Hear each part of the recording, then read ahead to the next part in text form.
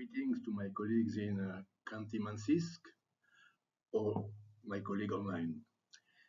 The subject of my presentation is trying to give the state of the art of linguistic diversity in cyberspace and checking perspectives. Starting by the myths of English as lingua franca of the internet. If you observe the evolution of the percentage of English web page in the web, you will see that starting in 1992, close to 100%, it has been decreasing progressively, reaching today an asymptotic toward 20%, 20-25%. This is a combination of measurement and extrapolation, which does not mean that the absolute number of English web page is decreasing. It just means that in proportion with the coming of more and more page in other language, the proportion of English is decreasing. So where do these myths come from? It comes from media which are reporting from a biased source. During years, it was reporting English at 80%, and suddenly they report English at 50 to 60% stable over the years, which is a nonsense. We'll come back to that. To understand the challenge of linguistic diversity on the internet, it is very important to face this reality. Among the 7,000 languages existing, only less than 5% have more than 1 million speakers, which means that almost 7,000 languages have less than 1 million speakers, being hundreds of thousands, being tens of thousands, being thousands.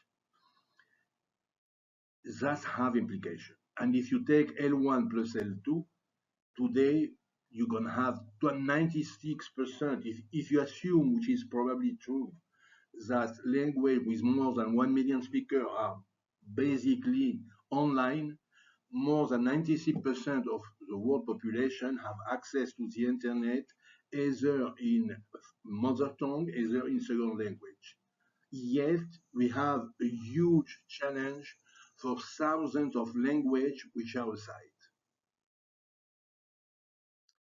If you try to approximate, because if we don't have precise measurements, the number of language online, it has gone up progressively and reaching today around 700 language, 500 in 2015, for instance.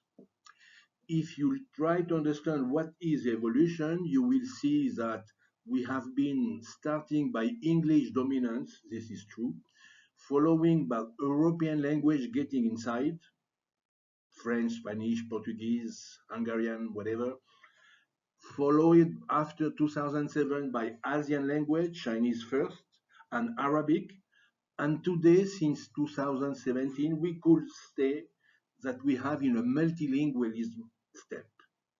Today, the internet is without doubt the more multilingual realm of the humanity. I am going to give you some data, some figures, and it is fair to tell you a little about the model which we are using to create those indicators. We are not measuring, we are inferring the figures from an indirect approach.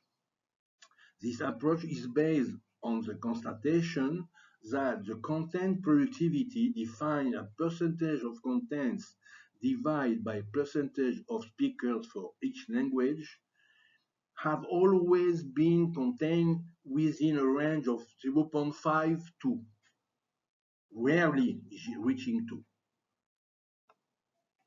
So what does that mean? That means that there is probably a natural economical law that for each language link the demand, connected speakers in one language, which want to see contents in that language, and the authors contents. And at the same speed that people get connected in one language on the internet, people start creating website and page to offer content to those newcomers on the internet.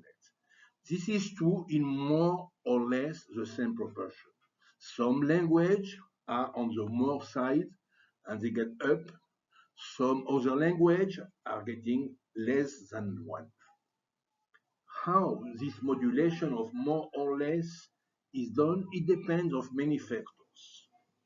Number of L2 speakers connected, volume of traffic, which itself depends in each country on tarification, digital literacy, digital culture, subscription to social networks and other main applications.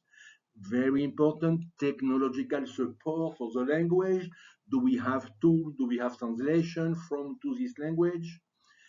And obviously, the progress of the country where there is speakers in terms of information society. Is it well developed? Do we have e-commerce going fine? Do we have online voting? Do we have online taxes, etc.? So if we were able to collect sufficient indicators of any of those factors and knowing the demo linguistics, knowing how many speakers of each language in each country, knowing the connectivity factors, we could be in situation to infer the context. This is what we do. We try to connect as many as possible indicators, and we have to face the situation that there is not many indicators for language. But we can use, and there is many of them, indicators of country and transform them into indicator of language using the demo linguistic data. After that, what we do is typical statistical job, and as usual for a good statistical task, sorry, we focus the bias. We try to work hard on reducing the impact of bias. This is how we create our models. So we stand on ethnologue data for demolinguistic, on ITU data for the connectivity per country, and we add many, many indicators which allow us to separate into usage, traffic, interface, index of information society. And from all that group of information, of data, we infer the percentage of content for each language, the content productivity, and the virtual presence, which is a ratio between percentage of contents and speakers. And we are also able to add more sophisticated indicators I call cyber globalization or cyber geography. It's time now to try to understand what are the biases that make people believe there is so many pages in English. The method which are used by this biased source are all based on language detection algorithms applied on a large set of websites. Applying it to the whole universe of the web is too much, so they are using a subset, trying to make it representative. There is a small bias on the detection algorithm which favor English, but that's not it. The use in general is 1 million more visited website. These have a strong bias, 25% maybe, which favors English and European language, which are more visited. But the real bias is to focus on websites instead of web page, and this is the important part, not to take into account that website can be multilingual. We have compute from the rate of multilingualism of websites that this bias could be as much as 100%. The humanity rate of multilingualism is 1.43 from ethnologue. The web multilingual rate is complicated to compute, but we have made some approximation between 1.6 and 1.8. It's important to understand that all the data I am referring to that we are producing have been, and methodology principally, have been published in peer-reviewed papers. I will not enter in details now, but everything is on peer review. So this is the result we have as of today. You got English and Chinese very close together, around 20% in terms of web contents, followed by Spanish with a comfortable third place, and followed by five languages which are very close one to the other one: Hindi, Russian, Arabic, French, and Portuguese.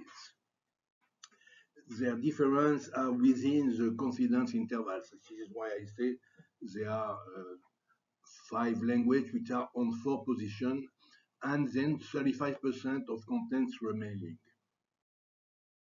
I will not go into details. This is the result of all the indicators we produce for the 30 first language.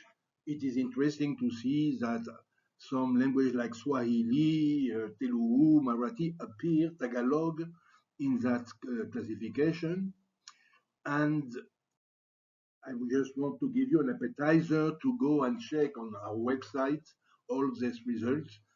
Remember that we are processing 361 languages with more than 1 million speakers, and for each of them, we give a lot of indicators. Why do we have this limitation of 1 million speakers? Because the main bias of our method is that we consider that within the same country, all languages have the same connectivity rate. All speakers of each language have the same, which is obviously not true. There is digital divide within countries, but we have to make simplification to make computations. So in order to have this bias not impacting too much the result, we try to avoid speakers of language with very low number of speakers. Important to understand also that if you take out the 361 language, the remaining content is less than 2%. So really we are covering a large part of the internet. So this is the result for the different indicators. Some language like Norwegian has a higher connected rate, higher virtual presence, higher content productivity, Japanese in front of English. What is important is for these indicators, which are not dependent on the number of speakers, the language of European countries very high in information society are really on the top. We got also cyber geography of language, which means we collect all the language within families and we make the computation. This table make appear something which we know. Africa is behind, but we have seen some optimistic move on Africa in the last 2 years. We also have a cyber globalization index. Again, I don't want to have the time to go into details, just to try to make you go into our data. Conclusion today. The internet is now the most multilingual place ever built.